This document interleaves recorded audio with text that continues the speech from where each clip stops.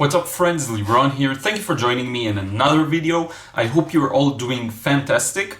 Today I want to share with you the narrated long real-time version of yesterday's time-lapse video. And so just a word of warning, it's a really long process. So this painting took over an hour and a half, I think, and I cut very few parts, so now it's about an hour long. There's going to be a lot of mixing. You're going to see the entire process. I did cut out some of the mixing because sometimes I would spend like 30 seconds or I don't know, even a minute mixing, and I don't think that it's that interesting, and I can just tell you what colors I'm using. I'm literally using the same new trio I've been using lately, the cerulean magenta and chromium yellow, and so I didn't really cut out a lot. So if you love longer videos, it's going to be a real treat. If you prefer the shorter ones, apologies, and I hope yesterday's time-lapse was fun for you. Also with the classical music, which is something I never really did. I do recommend, and I'll put a link in the description box, you check out Umberto Rossini's channel, he has like tons of full processes time-lapsed. But with classical music too. So if you like to listen to classical music, and I'm really surprised I forgot about it in the questions and answers video, but it's another channel I follow occasionally and he's really good. But anyway, this is it. Let's get started with the drawing and painting. Okay, so the first thing I want to do is get the main shapes that you can see here, and the main shape is the tree line, so it goes from left to right and a diagonal shape. I'm just trying to understand where it is in terms of where it touches the edges of the paper. So on the left side it touches the somewhat above the center. Here I'm trying to measure, so like 2/3 or a little between the middle and the 2/3, and on the right it's like the below the middle. So I'm just trying to get that, and then I'm trying to get the line of the ground itself. Now I did make a mistake with the ground, and I will draw it higher, and I'm sorry you can't really see this, but I will go over these lines, making them a little stronger. Okay, so I'm marking for myself where I want the church to be in. And now I'm straightening them, so you'll be able to better see what's going on. But basically, before I put in such a complex structure, I want to at least understand how much room I have to place it. So this is exactly what I'm going to do now. I'm going to mark where the church ends on the left and where it ends on the right, and I'm really trying to now look at the reference and realize where it is. And this is really important because everything I do from now will be based on this point, so on these 2 points. So yeah, now I'm getting in the roof of the church. It's a line that's slightly diagonal. We have a very subtle perspective here, and so I won't really go into it. It's kind of like in these cases sometimes it's better to not treat it even as perspective, but just try and get the lines at the angle you see them in. So I guess that works a little better in this case. So this is the rightmost, or you know what, I'm not sure, it could be the rightmost or the middle of the church's tower, I think. Maybe it's the middle, yeah. Now the line is vertical, but it may not look vertical because of the skewing of the camera, so apologies about that. I will find eventually a way to correct that. Yeah, so this is the center line of the tower, and now this is the roof, closing it in. And as you can see, it's lines that are almost horizontal, but each one of them leans, the right one leans lower, meaning it goes from the middle downwards to the right, and the other one also is from the middle downwards to the left. Okay. Now the first line of the roof, this one I find, and I did a lot of drawings and paintings like this with this kind of structures. I find that it's the most challenging line because it's really when you have to figure out the angle, and it's almost always the most subtle angle. It's almost vertical, but not entirely vertical. Yeah. And this is like how you approach the drawing. You just build it up slowly, step by step. You don't have to worry about all of the other details. You kind of need to be able to focus on what you're doing right now, okay? So now this tower ends somewhere and meets the roof. So now I've figured out that I should draw the roof lower. Now because I draw it lower, the whole church is going to be lower, and I will have to lower the line representing the grass under the church. Okay, so I do change things a bit as I go along, probably because of misplanning on my end. I should have maybe planned the space a little better. Yeah. There's one thing, like a lot of you have seen the time lapse or saw this painting on Instagram. So the one thing I would say I would correct here, if I were to do it again, and I may do it again, is just to keep the walls a little more yellow and less orange. I really went a bit too crazy with the orange. Um, could have been a little better. By the way, there's a structure on the back there, and my initial instinct was to draw it. But when I thought about it, I was like, the structure doesn't really read well in the picture as well. So if I'll try to stuff it in the painting also, it will just take away from it. And so I made a decision to deliberately leave it out and just give more room to the church, which is why you don't really see it here. So, yeah. So closing off the left part of the roof. And now I figure out when I draw this wall that it should be longer than what I left for myself. So I draw it under the grass line that I drew, and I just decide to change where the line of the grass is gonna be. I literally had no choice, and I was lucky because I did have enough room down there. If I wouldn't have had enough room, it could potentially lead to maybe really bad composition. And yeah, it could have been just wrong, so I'm happy about that. This part of the roof challenged me a bit. These kinds of angles are always complex. When you try to draw a triangular shape from the side, when it's more squeezed, it's really hard to sometimes get it right. And I'm not even sure I got it that right. Maybe the initial line I did was more accurate, but I just decided to go with it. The overall drawing is good, so it shouldn't be too bad of an issue later on. Now comes the easy part, because all I have to do is add those small details in. I already have the main structure, I already know where things are going. This may be a bit complex because you can see the walls of the church, like many times, they have this sort of part that's beveled at a diagonal shape, which is exactly what I'm drawing right now.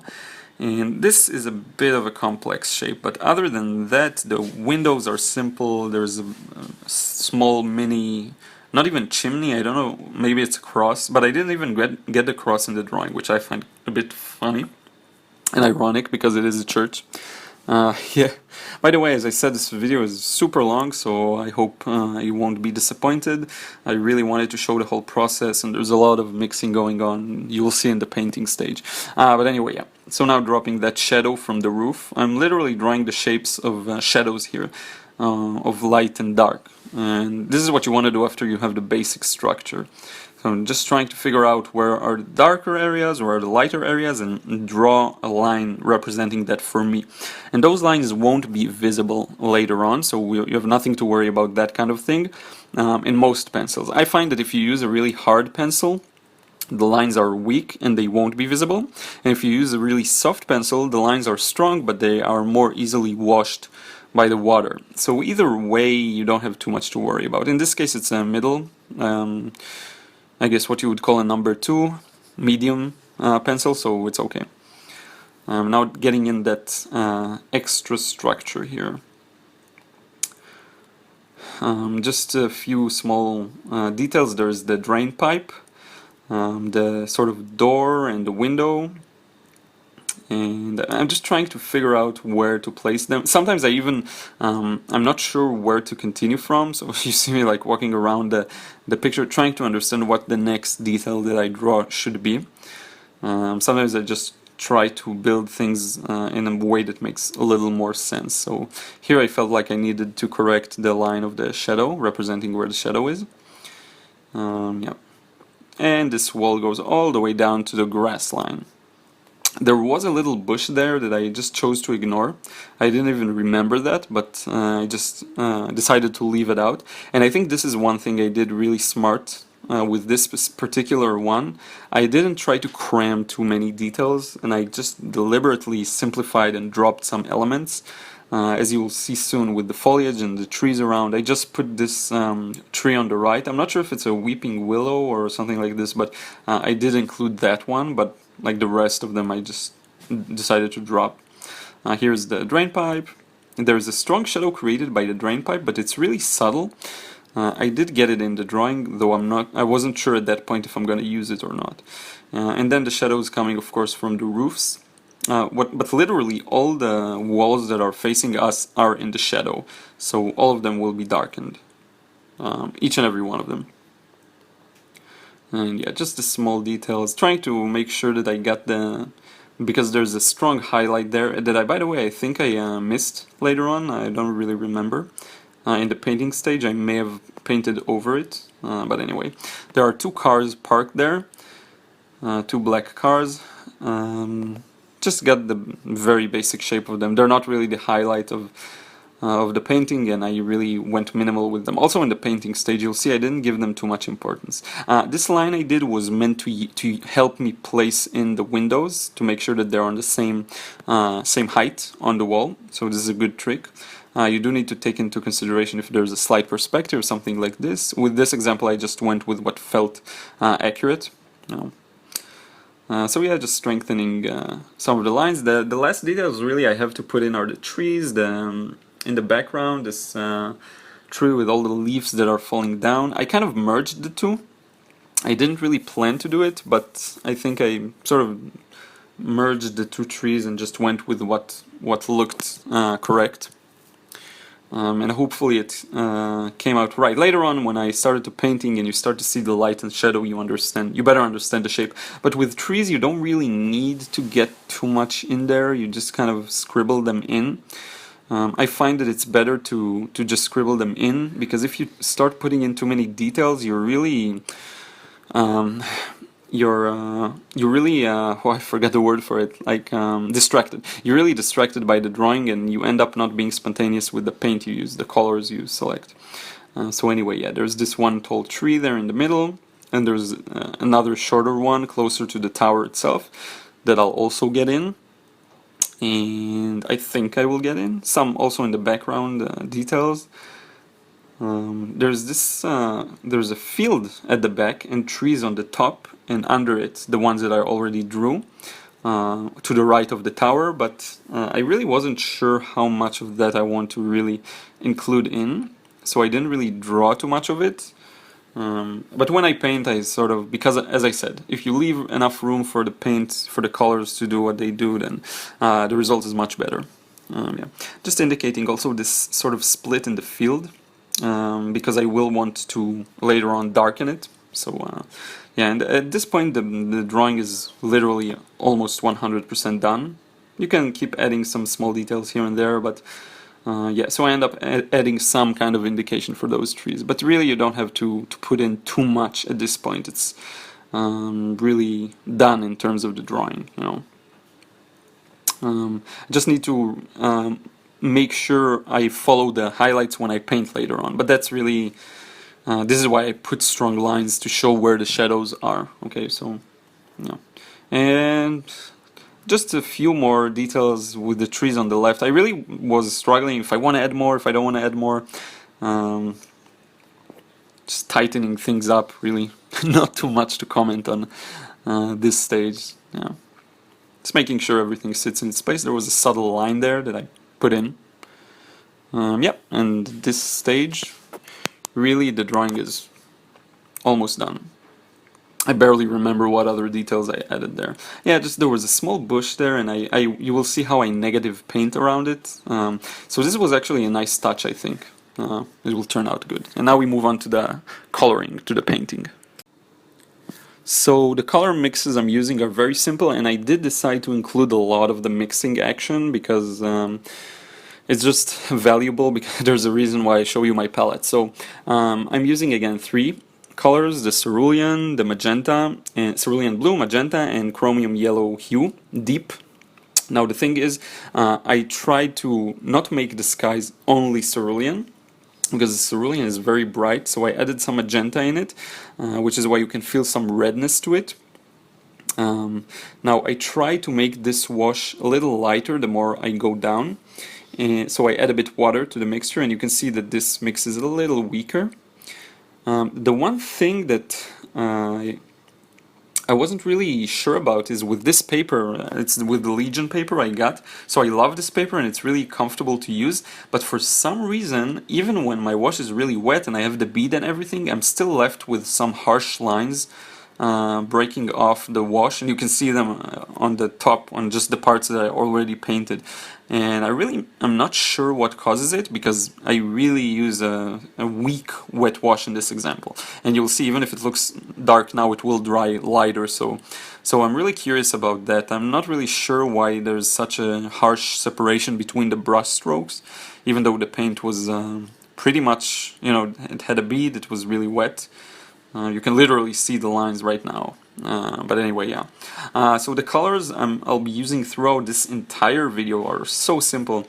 I'm just mixing in the for the greens. I'm using the, you know, the chromium yellow and the cerulean blue, and just by mixing the two in different ratios, you just get different colors. And if you want to go darker, so because now I'm painting the background trees and they're significantly darker. By the way, I cut some of the weighting. I waited for the sky to be dry. So if you want to get it darker, you just add a little magenta. Okay, so the chromium yellow and the cerulean blue together create the green, and it's already kind of a muted green. This primary trio isn't really meant for bright, strong greens. It is possible to produce with a lot of yellow, but still. But when you add that magenta, it's even more dim. So now the thing is that with this wash, I went even darker than I thought I need, because I know it's gonna dry lighter, and it should be, if you look at the sky compared to it, it should be much, much darker. Okay, so just made sure that I have that strong difference. Sometimes I find that I just can get all of the values accurately, and sometimes it is a challenge. And a video I will publish soon is another painting process, and you'll see how. And I did decide to publish it because I think it's a great example for preservation and just not giving up on the painting, because it was pretty bad, and every decision I made was wrong. The color mixes were wrong, the value selection was wrong, everything. But I still continued with it, so it will be a good example. But here I really got the values the way I wanted to. The one thing that I did notice again is this wash of the trees turned out to be really really even. I don't have those weird streaks or lines that I have in the sky. And I'm really not sure why, but it's just the way it turned out. So now I added a little more cerulean to the green mixture, and when you add cerulean it also darkens it. On second thought, I should have probably used magenta for this, but because you will see how the paint disperses into the existing wash, and you will see it's not the best. It could have been better, I think. But anyway, yeah. Mixing again. Sometimes you just need to renew your paint reservoir, so you just add a bit more water, a little more pigment. Sometimes the brush dries a bit, and you have no escape. You have to add water to keep it wet, and you also have to add paint because you added water. So yeah. Now there is a bit of excess water at the bottom here, and also on the roof. I left it, most of it at least, because this area will be darker. It will go even darker. If you look at this area that I'm painting, like right now, it's darker even than the top of the wash. So I do come back with a second wash, as you've seen also in the time-lapse video. So yeah, I do come back and try to make it darker to create a stronger contrast with the church itself. And as much as it looked darker when I placed it in, you can see the upper parts are already dry, and you can really see how they dried rather fast, let's say. Now I did something here that I don't usually do. So basically the foliage layer at the back is split by the church's tower. And sometimes what I'll do is I'll paint both sides simultaneously, because I'm afraid that I will have a hard time mixing a similar mixture later on. But because I'm using such a simple palette, I wasn't afraid of it. So I did choose to focus on the left wash and then the right. And this is really, you need to plan it out sometimes, because on the one hand, yeah, you may not be able to mix the exact same color, but on the other hand, it's much easier to divide them and to work on one wash at a time, because otherwise you need to make sure they don't dry on you, so you move from the right one to the left one, and it's just really complicated. So yeah, by the way, in terms of like my whole approach to this painting, because I did want to talk about that, and I think this is the best value I can give here. Sometimes the hard part is you see the scene, and even if you drew it, you just don't know how to continue. You just don't really know what would be the best order to work by. Do you start with the sky? Do you negative paint around things? Should I have started with the foliage and then move to the church? Move on to the church, or do it the other way around? So it's really a challenge, and I will tell you what I feel like I did here. So the skies are just the brightest part. So that wash can be done first, and you can cover some of the layer of the trees like I did, because it's the trees are gonna be so much darker. Okay, so this part is okay to start with the sky. Later on I had a decision, should I start with the foliage? By the way, now I added a bit magenta to make it darker near the bottom. So, and then I was like, okay, so should I continue with the foliage or with the church? So my intuition told me, let's move on to the next largest shape, which is the foliage, not the church. And this is why I did it, and this allows me to preserve the highlights of the church and then put just a thin layer of paint on them.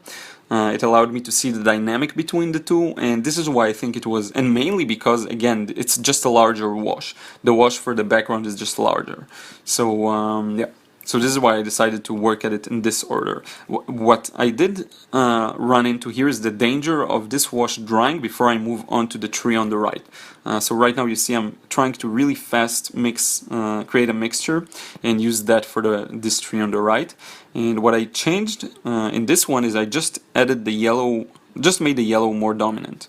Okay, and the reason why is because this tree, first of all, if you look at the picture, it looks more green than the background. Second of all, it really helps. It's a well-known concept. You use warmer colors, warmer things in the front, and it just helps to pull them closer, because the farther things tend to look a little cooler, a little. If you look at mountains in the distance, you can see there is a bit of a bluish, brown blue tint to them.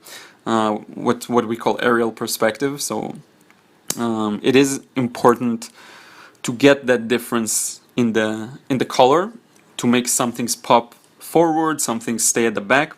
So really right now I'm just darkening it, because there are some darker parts and I want to get them a bit wet and wet.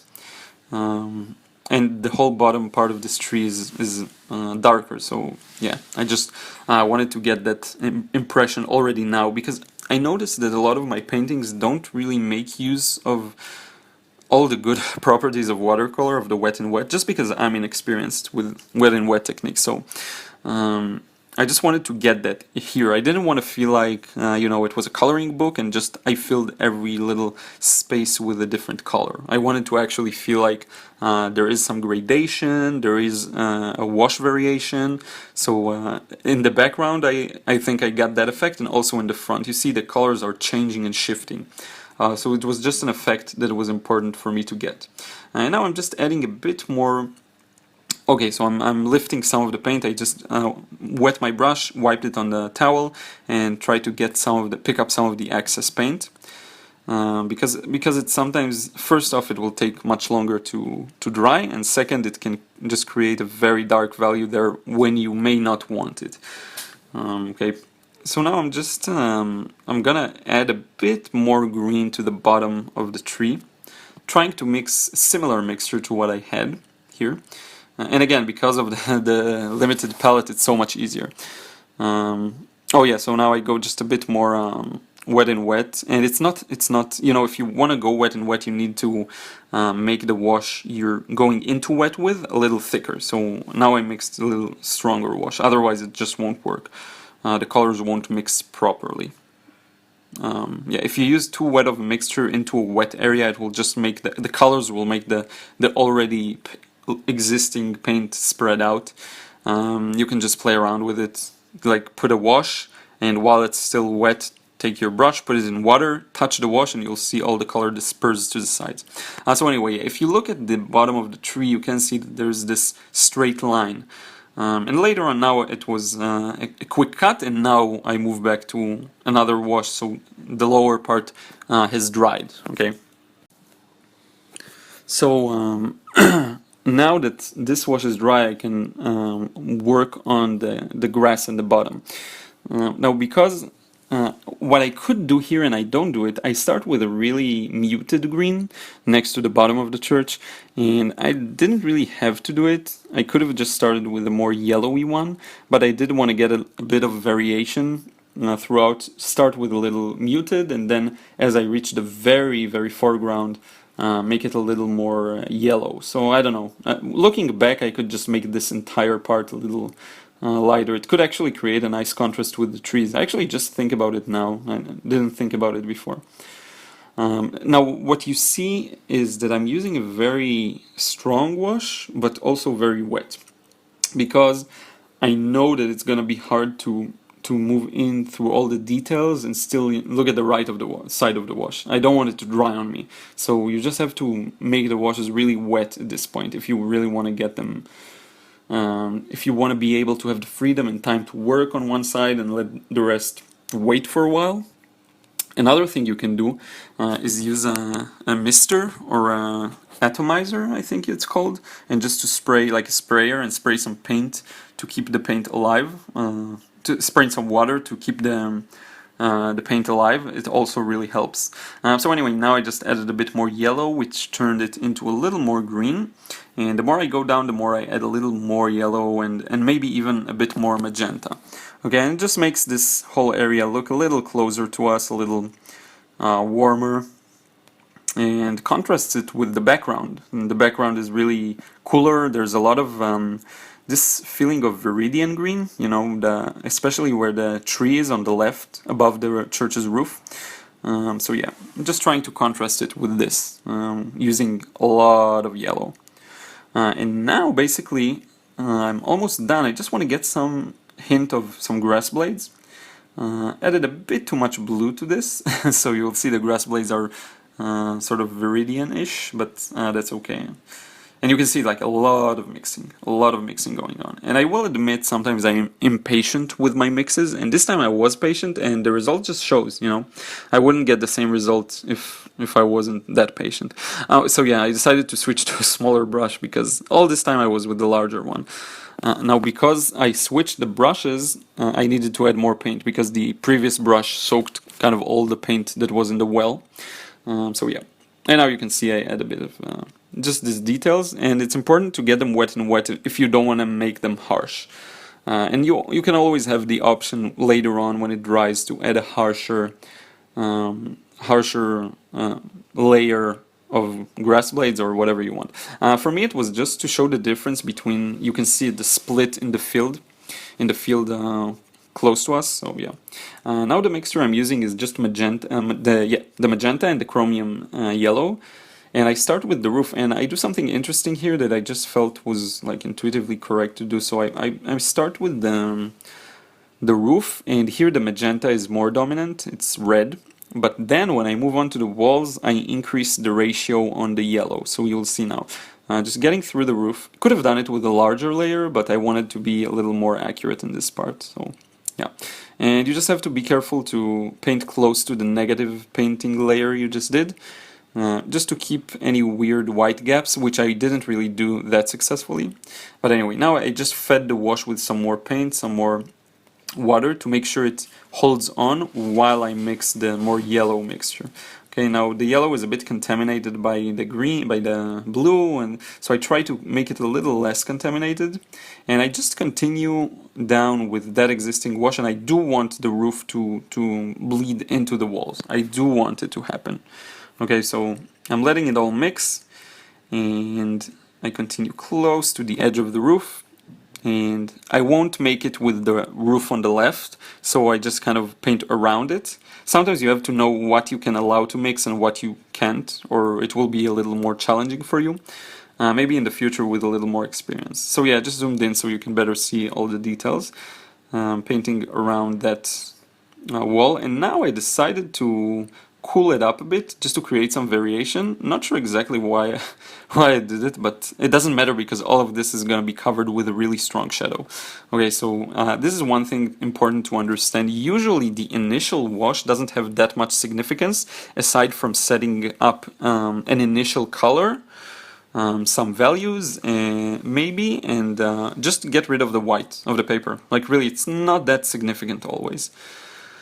Yeah. And now I move on to that roof on the left.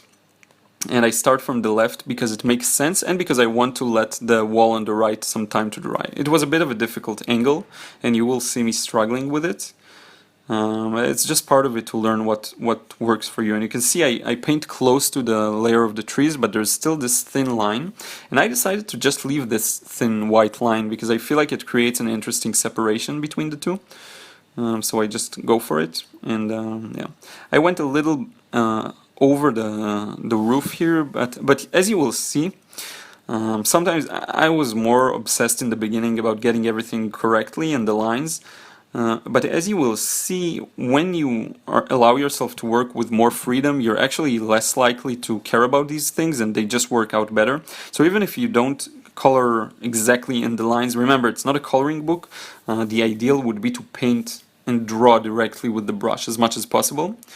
This is why we try to keep your drawing very basic and very not full of too many details, just so you don't feel like you color it. But for example here, so I went a little under the roof, but no disaster, it's all okay because it's gonna be darker. The roof itself may be a little darker, so you won't even notice that part, you know. So I'm not too obsessed now with dabbing. In the past I would dab and then repaint, and it just doesn't always work out really well, so I decided not to obsess over it. Yeah, so now I'm putting in that line of the left, representing the other side of the roof. And from here on I can just start working on the walls. So the rest of the walls are like just a little more yellow. And here I made a mistake. So what I should have probably done is add a lot more yellow and a bit more blue, neutralize it a bit, make it a little yellower. But for some reason I just decided to go with a very strong orange. And honestly, I saw that it's not exactly what I wanted, and I could get it to look more like I wanted. And I don't know, I just lazied on it. Like I don't know if you can say that. I lazied out on it. I just decided to go with what I already put. And you see me adding a bit more yellow now, but it's still not exactly the same. I probably, again, should have added a little more blue. But it works because it's just the initial wash, and later on the darks, when you add the darks, this will make really this wall pop, and it won't feel as dark as it now feels. Okay, as I mentioned in the time-lapse video, this is really the part where the painting is flat. It's not too interesting. There's no variation. There is a bit variation, to be fair.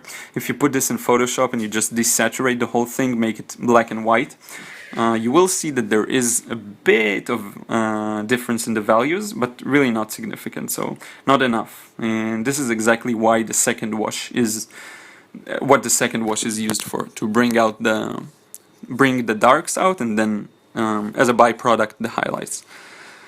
So just painting here around the walls. I waited for the roof to dry because I didn't plan to do this one wet in wet like the roof of the church. I wish I would, but it just felt like too much of a stretch for me because of the wash control. You know, one part dries and it's not that easy in this case, so I just decided, you know, you sometimes just have to make a decision between either it's completely wet in wet and you let the washes blend together, or you just know it's done and you need to wait for it to dry. So now I'm mixing some green, and this green will be used for the two tree and bush that you see to the right of the tower of the church. And this really helps to bring them also more forward, as opposed to the background, to the layer that's a little more cool, a little more muted. Here I'm using a much more vibrant green, and it just helps create that separation. Sometimes you'll find that if you negative painted around something and only then you place the color, it doesn't look as good. So in theory it could be better if I would just color this one together with the previous wash, but I just felt like I wouldn't have enough control if I had done that, so I preferred not to. So now we're moving to the really interesting part, and this is where I'm starting to put in the shadows. Okay, I'm starting to mix a cool mixture that contains magenta and some of the cerulean blue, and apply the shadow to the church itself. So starting at the top of the roof, I make my way down, and this isn't dark enough. This is my attempt to darken it, but it still isn't dark enough even after that. But it's not really a problem. You can always just glaze another layer if you must. So I tried to get it to be as I want, but you won't always get it on the first try. And I know it looks pretty dark right now, but if you look at the reference, you will see that it's much, much darker. Also, if you look at the reference, it looks like the shadow is warmer, and I really had to resist the temptation to just mix a stronger mixture of magenta and yellow, because I find that the shadows just become boring if you use a stronger mix that is identical to the previous wash. I hope that makes sense. If I did the first wash with magenta and yellow, and I do the shadow just with a stronger mix of magenta and yellow, it kind of looks boring. And glazing the blue on top, or layering, whatever you want to call it, the blue on top of the already existing yellow can really make the shadows interesting, make them a little more cool. And I think I got that effect that I wanted. So painting around some of the highlights, it's still not the really strong shadow that's under the roof of the church that I actually drew. This is just the entire wall that's facing us. I did forget one highlight, which is the right side of the window. I just now realized it. It's too bad because it could create an interesting effect. But I did remember most of them. So you do get a sense for the shape of the walls, like the little components on the walls, the different shapes, the beveled parts, all of that. Okay. And I'm really trying, this is really looking at the reference, and while you're working at it, it's one of those things you can't really plan completely in advance always. It's better if you can, but not always you can. And in this example, I just thought of it as I moved along down the wash, okay? So now what I will do is create a stronger mixture that is a little more towards the magenta for the other roofs. Because as you can see, they also turn to the more shadowy side, and so because the light comes from the kind of left behind top, I guess, which you can tell by the cast shadow under the roof of the frontmost structure, if that makes any sense. So anyway, yeah, now adding in this darker sort of purplish, I don't know what to call it, mixture, and again it's very similar to the right roof of the church. I just felt like it could be a little stronger, so this is what I do now, just add a bit more strength to it. Going over what I already did, which is sometimes not a good idea, but in this case I felt like it was necessary. And again, trying to get that angle, you see, working with the natural movement of the wrist, which is something I talk about a lot when I focus on drawing. But in this case we have a really long drawing and painting process, so I didn't really mention it, but just working with your hand in a way that will allow you to get the lines you want to get is really important. Now for the lower roof, I just use a mixture that's slightly brighter, because you can see it's a little brighter. I don't even remember if I darken it anymore. I think I darken it a little more, but just not at this point. So initially I thought that I will just put in the drop the shadow that's dropped from the roof, and you will see what I'm doing now. So I'm putting in that shadow. I'm gonna put in a shadow under the roof at the very top, at the very front, sorry, which is what I'm doing right now. But then I realized that the walls themselves, the rest of the wall is way too light, and you will see the point where I realized that. So when I finish with this shadow, putting that drain pipe shadow that's really subtle, and finishing that up, while again being careful not to touch the washes that are still wet. So this is something you need to take into consideration as well. So yeah, closing up that wash, and you can feel like the walls are too light. They're really, really not as dark as they should be. And when I move on to the shadow under the main roof, which you will now see, I kind of realize it as I work on it, and I decide to change things up. So this is also shows that it's important sometimes to have flexibility. Now I'm trying to do some wet in wet, which I honestly don't really know why it didn't work as much as I wanted, in the way that I wanted it to. I found that the paint sort of dispersed too much, more than I planned. Not for the doors or the window, for the bottom of the roof. I don't know exactly why that happened. Again, wet in wet, still a challenge for me, so yeah.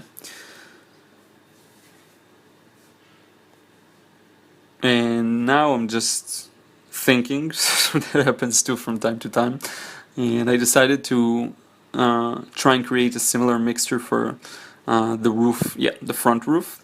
And this really isn't as dark as the other one, but you will notice that it's lighter than the other one, so it is important to make that differentiation. The reason why it's different is because it's at a different angle or different level, I guess. So you can see a difference between the two. Now I felt like the shadows here required some work, but I really didn't know what to do with them, so I move on to the next one, and here you can see I messed up with the shape of the shadow.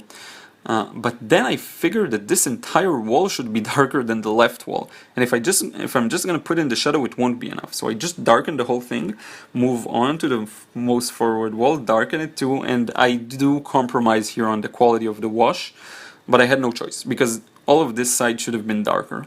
So it was my bad. And you see how you need to sometimes be flexible. Once you realize that you made a mistake, you can always go ahead and just improvise. And I find that even if your washes aren't as even, as long as you get the ultimate values correctly and the relations between them, you will be okay. Just adding a small shadow here to this little piece of wood there. So yeah, even if your washes aren't that perfect, you will still be okay, just because the values are correct and if the drawing is again accurate. Okay, so I'm not too worried about that weird split in the wash I just did. And now what concerns me is actually the wash that's at the very back. This is what I want to do now. I want to work on the trees. But I kind of I wanted to get the windows here also. By the way, sorry that like I take breaks and I actually think about what I'll be doing. Maybe I'll cut some of these in the editing. Maybe I won't. It's just that I'm a bit tight on the schedule to make this video. So I'm really cutting close to the deadline. So I will try to cut out as many irrelevant parts, but I can't guarantee it. So some of these mixing and dead moments will be there. So apologies on that. Yeah, so now I'm mixing in a very, very dark blue or green that I want to use as a second layer to the background. Because right now, if you look at the image, the background of the church is much darker and it just doesn't translate to the painting. So what I'm doing is starting with this single tree here that I didn't indicate earlier, and I slowly go down along the wash and add some darker parts. And this is really me improvising. I'm not adhering to the original, to the reference. I'm really just trying to make a look that's interesting. And also what I had in mind in this point is that I don't want it to compete too much with the church, because there's so much things going on already. You don't want to have it like really, take the focus away from the roofs and from the windows and from all the little architectural details. So yeah, that's the word I was looking for earlier, like the architectural details. But anyway, you don't want it to take away from it, so I'm just really trying to keep the level of details limited. So the main goal is just to create a better separation of values, because you can see here immediately you can see how the church pops to the front, and even more than that, once you put in the correct values for the background, you can see that the contrast on the church's roof, for example, isn't strong enough. Okay, you can see that the right side and the left side are much more strongly contrasted in the original picture. So this is something that it also helps. Now I'm doing a bit of negative painting around the tree. I'm not really sure what about the shape.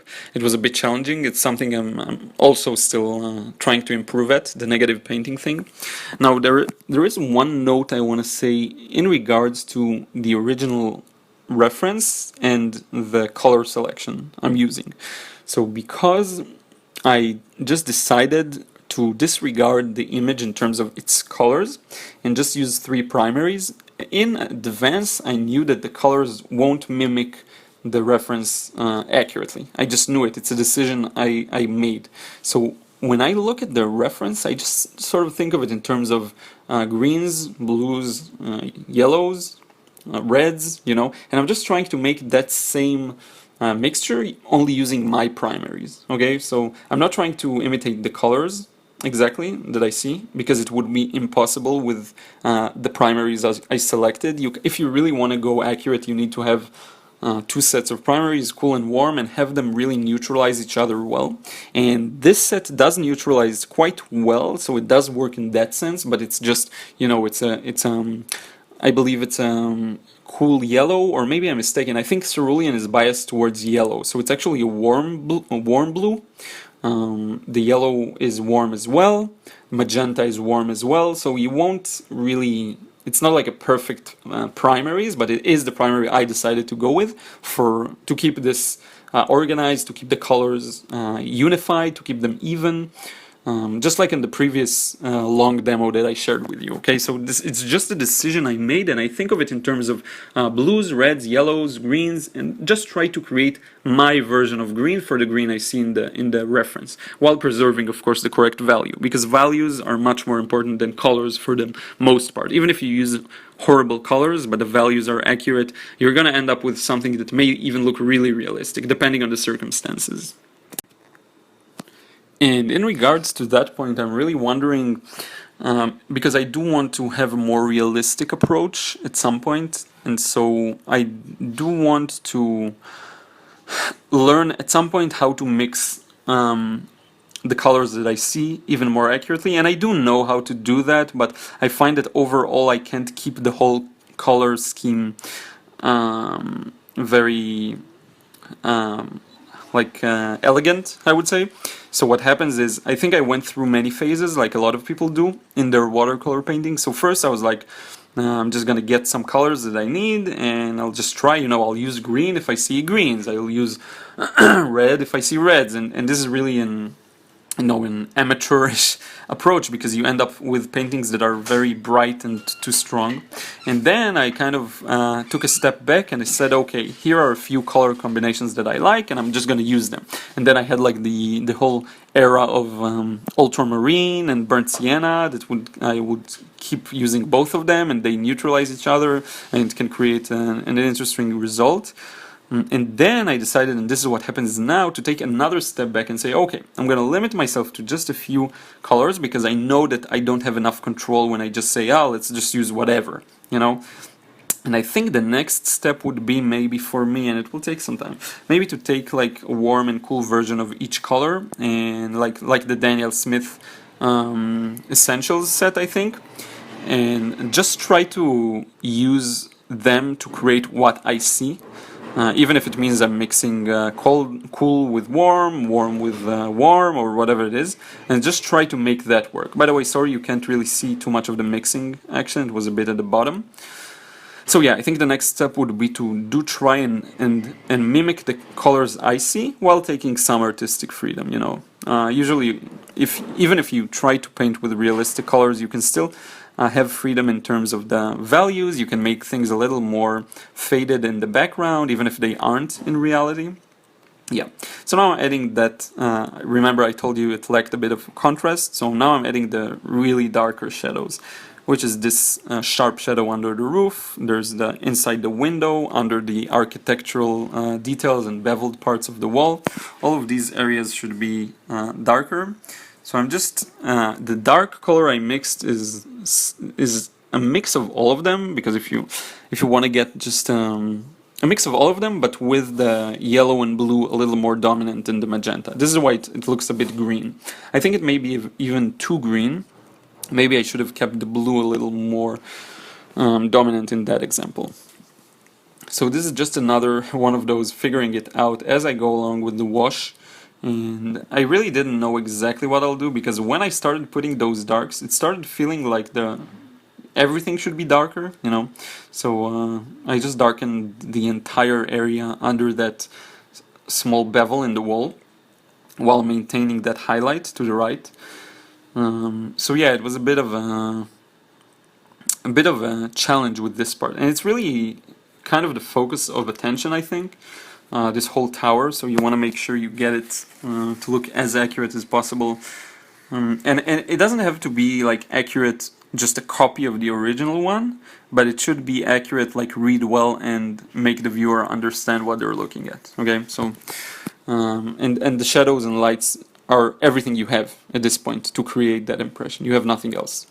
So now I left that beveled part lighter, but then it felt wrong, so I just decided to paint it, but make a strong shadow to the left of it just to make it pop a little more. So I'm just mixing a bit of a thicker mixture of that very same dark muted green thing.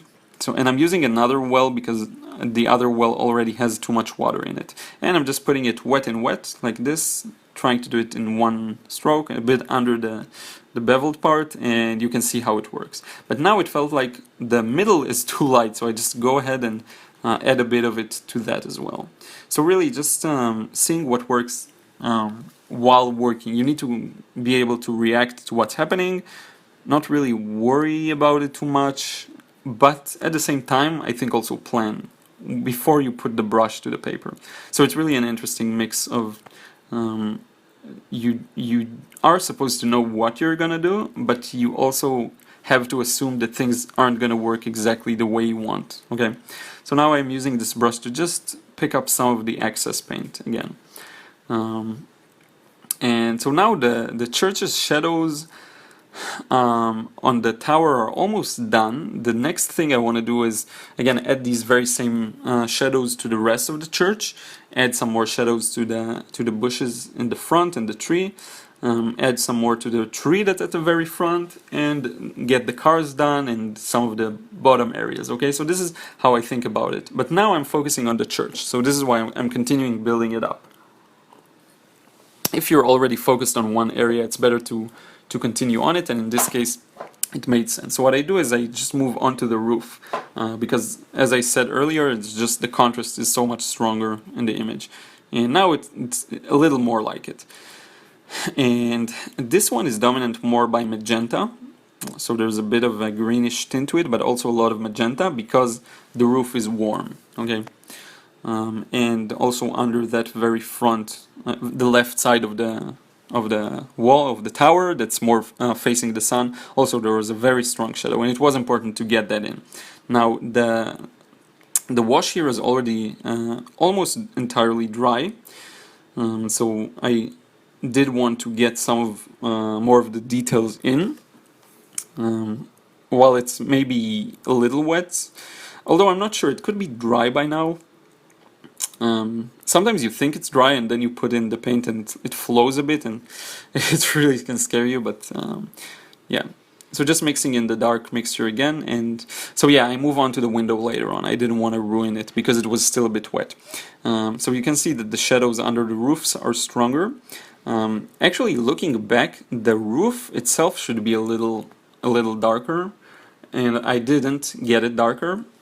So that's the one thing that I would improve with this painting. Other than that, I think everything works pretty well. Wouldn't change too much. And now just getting in that front wall of that very same front part of the church. And I will get the window and the door in somewhat wet on wet. Sometimes you want to wait just a little bit so that you don't do the wet and wet when it's just super as wet as it can be. Sometimes you just want to wait for a few minutes, let some of the water sink into the paper or some of the pigment. So I decided to move on to that wall, and actually all of this wall should be dark, so I'm not even, or I may keep that small highlight at the bottom. I don't really remember, it just felt a little unnecessary, but I kind of decided to maybe keep it, just because that's what it looked like in the original one. Looking back, I should have just continued it and darkened the whole right wall, but anyway. It does create a stronger contrast with the tower itself, so that's a good thing. Now just mixing for the very strong shadows, I think, under the roofs. Oh yeah, and just to get that drain pipe in. Trying to use a rather dry wash for that. Some more shadows on the top sides of the windows on the left. Just on the tops. And there was this small, I don't know, like a hatch or a small window, or I'm not really sure about that one. Also under the roof here, you want to get that a little darker. Even though in the reference it wasn't like that. I don't think there was a shadow there, but it just felt right. And I've seen a lot of artists do that, so I just decided to go for it. So really you have some freedom, and you can see it doesn't really look like that. I think this is actually a really good example of a painting that is loyal to the reference but takes a lot of artistic freedom. Now, one thing may annoy you with this one and may not look right, and it's actually the grass. The grassy area under the church isn't good. The reason why is because it has the same value as the walls. And if you would look, if you would take this image, and I will put, of course, a link in the description box, you put it in Photoshop and you turn it into black and white, you will see that the grass at the bottom looks deceptively lighter than it is. It's much darker, and you will soon see. I just had to add, you know, the strong shadows under the roofs, but you will soon see that when I start painting that grass under the church, under the wall, it just looks much better when it's darker. I don't remember exactly when I do it, because first I want to maybe shadow the, maybe add some shades to the, yeah, to the window and to the door itself, and also for those little bushes on the right, so yeah.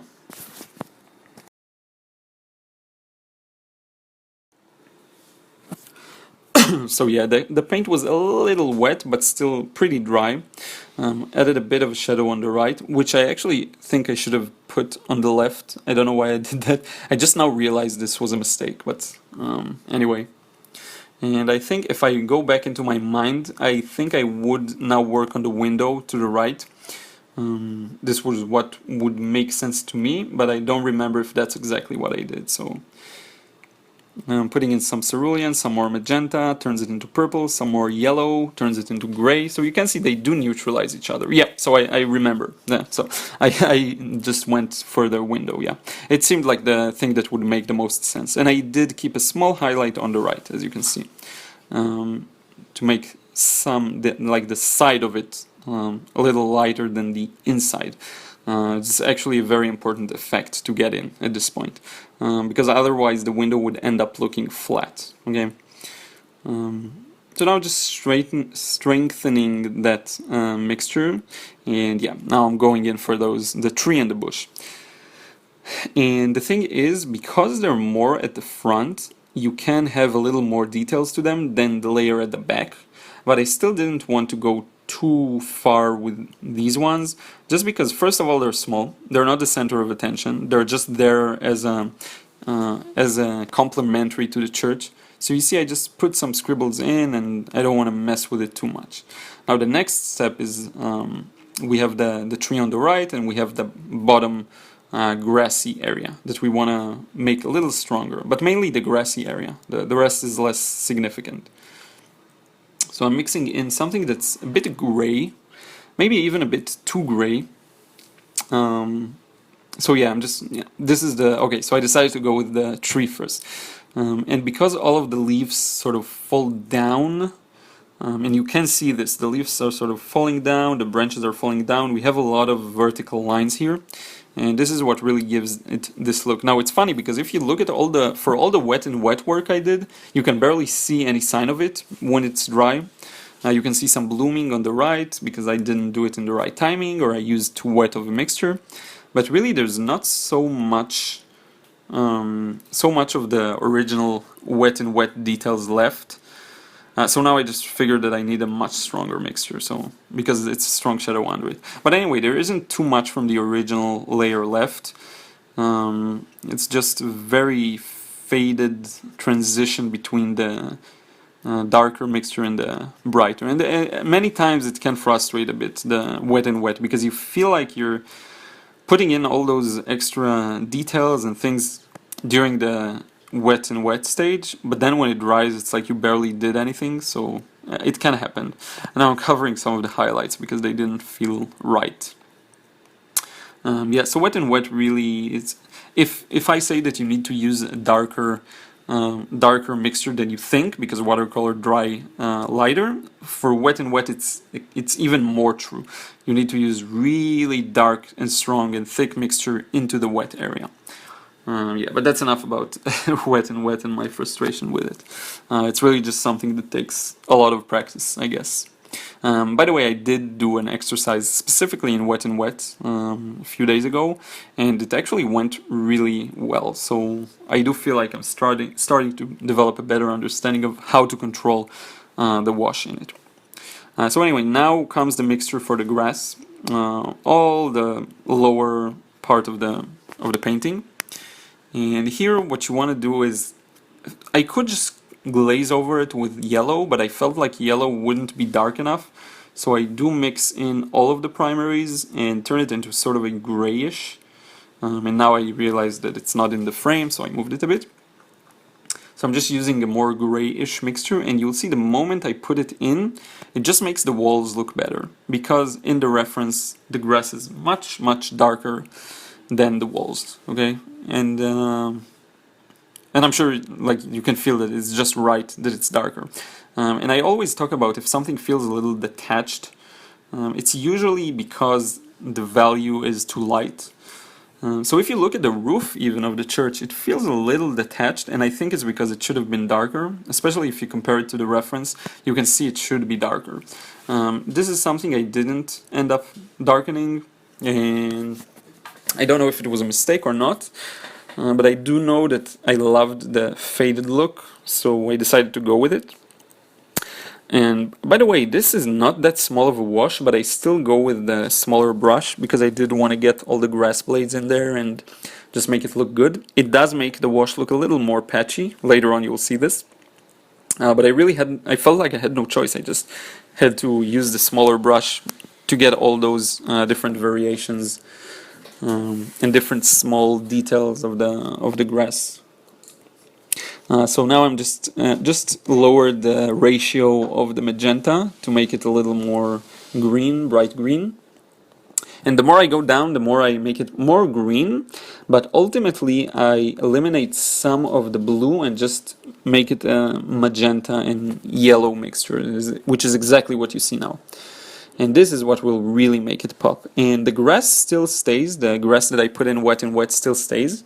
You can see it because of the watercolor's transparency, and I didn't feel the need to add too much of it. Now I just wanted to get some kind of a darker value in there. Just looking at the reference, it looked right. But notice how I'm also letting some of the paper's texture do the work. Okay, just want to make use of the texture itself. Yeah. And finally the cars, just a dark mixture of some black, black used by all the primaries. Just make a gray and then black. And I didn't even want to make it stronger, I just kind of put wet in wet because I didn't want it to steal any more attention, because it was really insignificant. And yeah, this is basically done, just removing all of the tape. And I do want to give you a good look of the reference again before I show you the final painting more up close. So here's the reference.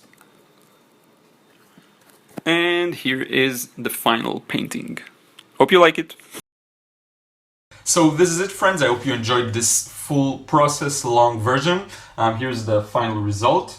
Really pleased with it. I feel like I got it to look the way I wanted. So yeah, once in a while I'll kind of hit everything correctly and I'll be super focused and my mixing will be good and my whole strategy will be good. I hope it was helpful to see the whole process and like my thoughts while I'm working on it, because that's the main value I want to give here. And I'm sure I'm going to look back at this one and say, it's kind of average, and now I'm doing better things, and maybe, I don't know, like half a year from now.